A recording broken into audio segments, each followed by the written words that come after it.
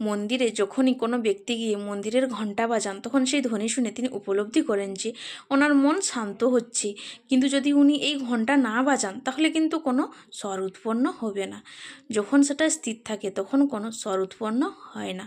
যখন আমরা তাকে আন্দোলিত করি তখন তার অনুরণন ঘটায়, ক্রমে অনুরণন ঘটে তারপরে এমন ধ্বনি উৎপন্ন হয় যা আমাদের আত্মা পর্যন্ত পৌঁছায় আর মনকে শান্ত করে দেয়। এর থেকে আমরা কি শিক্ষা পাই? এটাই, যদি আপনারা জীবনে আবদ্ধ তাহলে থামবেন না, স্থির হয়ে থাকবেন না, চলতে থাকুন, চেষ্টা করতে থাকুন, কখনো থামবেন না। একটা উদাহরণ দিই, পরিবারের বন্ধনে আবদ্ধ হয়ে থাকেন কোনো ব্যক্তি, কেউ কর্মের বন্ধনে, কেউ মোহর বন্ধনে।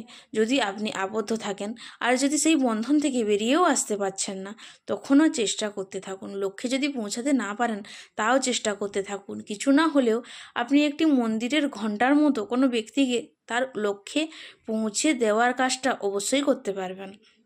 জীবনে কিছু শুভ কাজ করতে পারেন, অন্য কারোর মঙ্গল করতে পারেন, তাকে প্রেরণা প্রদান করতে পারেন। যদি আপনি চেষ্টা চালিয়ে যান, জীবনে কখনোই ব্যর্থ হবেন না। তাহলে এভাবেই চেষ্টা করতে থাকুন আর আমার সাথে ভালোবেসে বলুন রাধা রাধা।